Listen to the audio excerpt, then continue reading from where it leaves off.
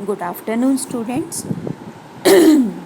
Today we will discuss next topic of business services, that is insurance. आज हम पढ़ेंगे insurance का meaning और उसके प्रिंसिपल्स के बारे में। अब इंश्योरेंस को समझने से पहले हम ये समझते हैं कि इंश्योरेंस जो है वो हमारे रिस्क को कम करता है। अब किस तरह के रिस्क को? Life is full of uncertainties and risk. Buildings may get wholly or partially destroyed due to fire, storms, cyclone, etc. Life यानी ज़िंदगी जो है वो पूरी तरह से अनसर्टेनिटीज़ और रिस्क यानी जोखिमों से भरी हुई है।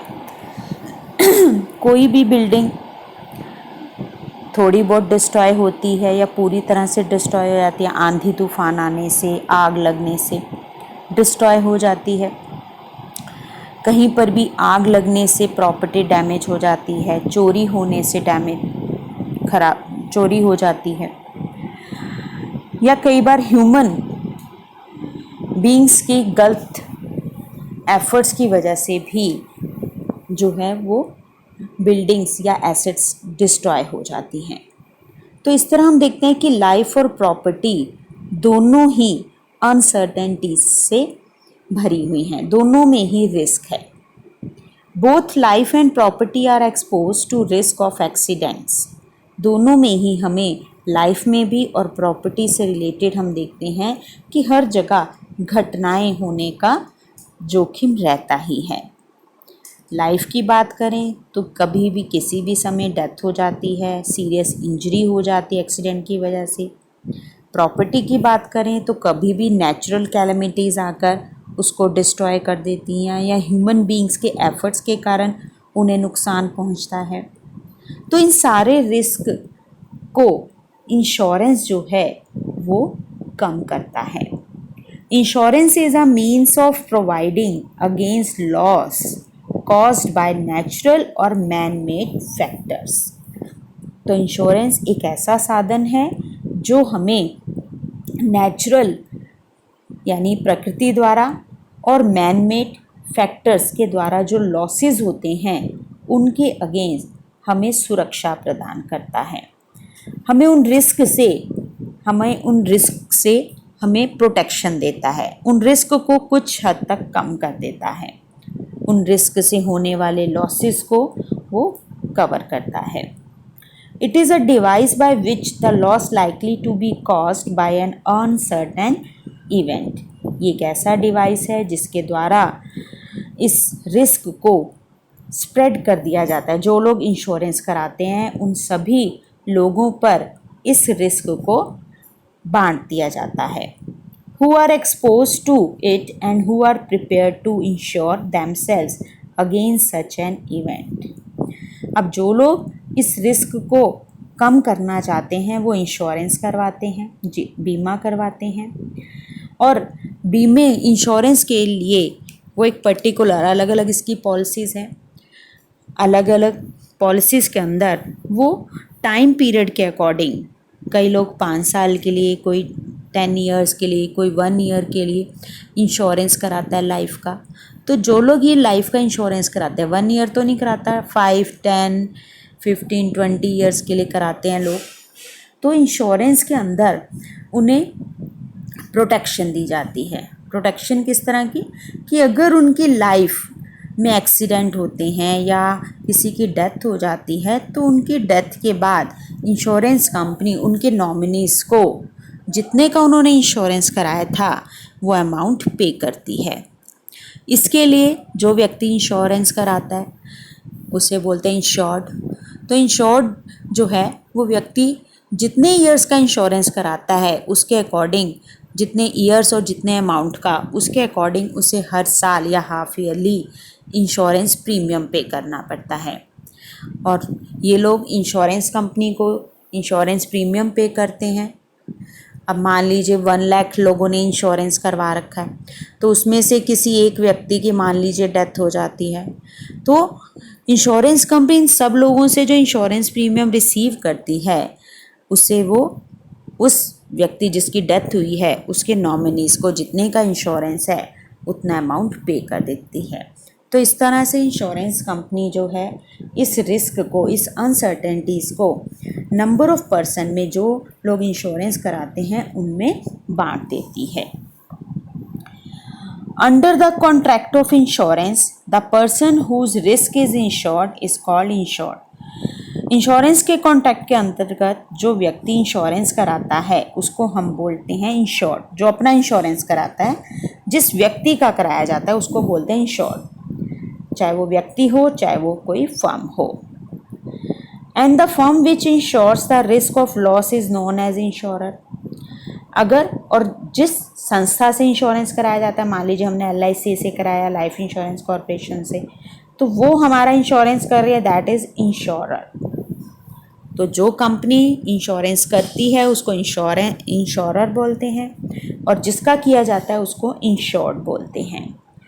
और इस कॉन्ट्रैक्ट, इंश्योरेंस कंपनी के साथ कॉन्ट्रैक्ट साइन होता है।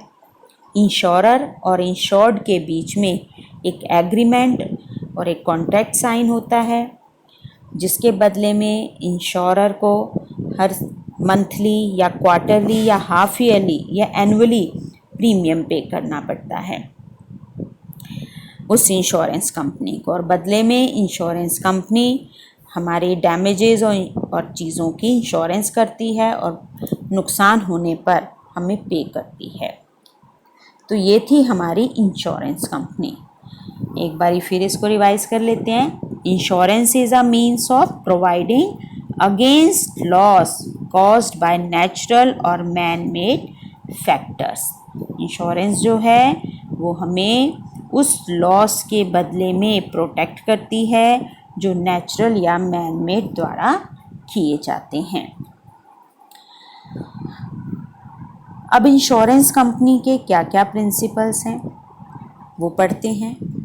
पहला प्रिंसिपल जो है, प्रिंसिपल्स ऑफ इंश्योरेंस में पहला प्रिंसिपल है एटमोस्ट गुड फेथ, यानी आपसी वफादारी।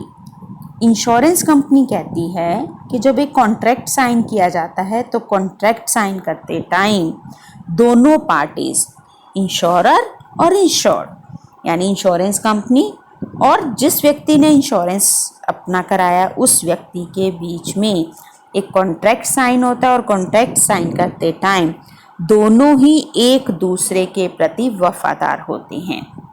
दोनों ही एक दूसरे से कोई बात नहीं छुपाते। इंश्योर्ड अपनी हेल्थ से रिलेटेड सारी बातें इंश्योरेंस कंपनी को डिस्क्लोज करता है और इंश्योरेंस कंपनी पॉलिसी से रिलेटेड सारी बातें इंश्योर्ड को बताती है। दोनों एक दूसरे को सारी बातें बताते हैं, कोई बात नहीं छुपाई जाती। इस तरह दोनों के बीच में एक एटमोस्ट गुड फेथ रहता है।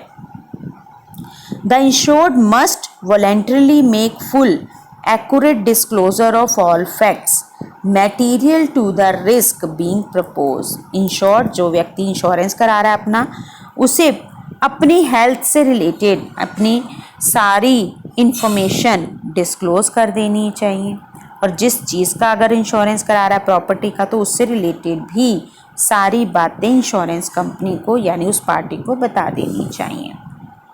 The insurer must make clear all the terms and condition. Insurer यानी इंश्योरेंस कंपनी को भी इंश्योरेंस की पॉलिसी से रिलेटेड सारी टर्म्स और कंडीशन उस इंश्योर्ड को बता देनी चाहिए, कोई भी बात छुपानी नहीं चाहिए। इसका हम एग्जाम्पल देख सकते हैं।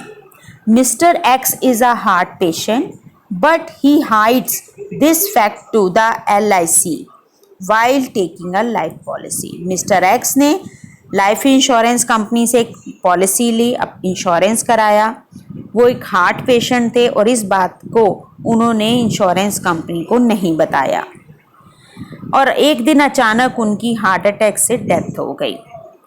तो लाइफ इंश्योरेंस कंपनी ने उन्हें कंपनसेशन देने से इनकार कर दिया। Life insurance can refuse to pay compensation to his legal representative because a material fact was not disclosed by the insured। तो ऐसी सिचुएशन में इंश्योरेंस कंपनी उसे मनी देने से इनकार कर सकती है, उसके नॉमिनी, उसको रिप्रेजेंटेटिव को, क्योंकि मिस्टर एक्स ने हार्ट पेशेंट थे, इस बात को इंश्योरेंस कंपनी को नहीं बताया था। दूसरा हमारा प्रिंसिपल है इंश्योरेबल इंटरेस्ट। तो जो ये प्रिंसिपल है आपको लर्न करना है, और क्वेश्चन में अगर एग्जाम्पल मांगा गया है तो आप एग्जाम्पल भी दे सकते हो। 1 मार्क का है तो डेफिनेशन दे सकते हो, 2 मार्क्स में डेफिनेशन प्लस एग्जाम्पल लिख सकते हो। Insurable interest, the insured must have an insurable interest in the subject matter of insurance. Insured यानी जो व्यक्ति इंश्योरेंस कराता है उसका उस चीज़ के अंदर, जिस भी चीज़ का कार है, मान लीजिए अपनी कार का इंश्योरेंस करा रहा है तो उसका कार में इंटरेस्ट होना चाहिए, यानी कार की वो अच्छी तरह देखभाल करता हो। ये नहीं कि इंश्योरेंस करा दिया तो ऐसे ही पड़ी रहे, उसको आता जाता कोई भी ठोकर मार दे या उसमें आग लग जाए तो वो उसकी परवाह ना करे, उस आग को बुझाने की कोशिश ना करे। तो ऐसा नहीं होना चाहिए। जिस भी चीज़ का हमने इंश्योरेंस कराया है उसकी सुरक्षा का पूरी जिम्मेदारी हमारी है, हमें उसे पूरी तरह से सुरक्षित रखना चाहिए, उसकी देखभाल करनी चाहिए। Insurable interest means some pecuniary interest in the subject matter of insurance contract. Insurable interest का मतलब है कि जिस चीज़ का इंश्योरेंस कराया जा रहा है उसमें हमारा पेक्यूनरी इंटरेस्ट होना चाहिए, यानी उसके प्रति हमारे अंदर भावनाएं होनी चाहिए, उसका पूरा हमें ध्यान रखना चाहिए, उसको चोट लगने पर हमें दुख होना चाहिए, तो हम उसको पूरी तरह से प्रोटेक्ट और सुरक्षित रखें। The insured must have an interest in the preservation of the thing और लाइफ इंश्योर्ड। चीज़ों का कराते हैं तो उसको सुरक्षित रखने के उपाय करने चाहिए। आग से बचाव, आने साइड पे गाड़ी लगाई यानी कि बीच सड़क में खड़ी कर दें।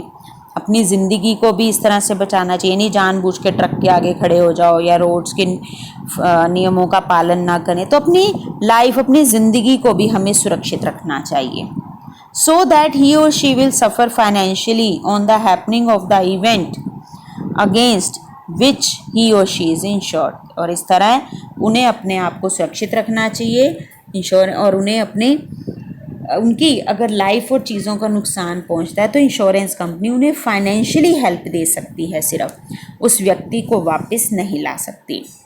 For example, a businessman has insurable interest in his stock of goods.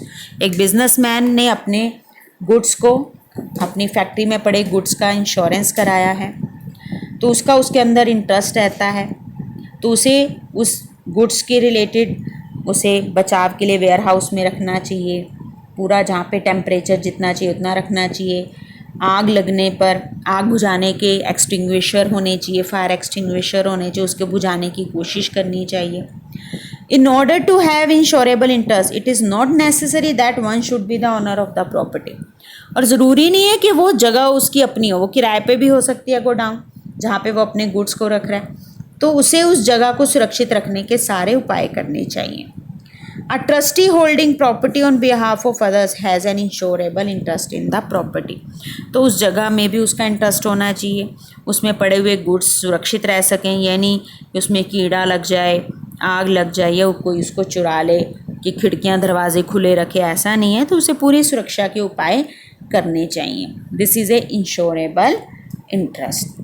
तो आज हम 2 ही प्रिंसिपल करेंगे, तो आज इतना ही टॉपिक करेंगे। इसको आपने अपनी नोटबुक में इसके नोट्स भी बना लेना और इसको लर्न भी कर लेना। Thank you and have a nice day.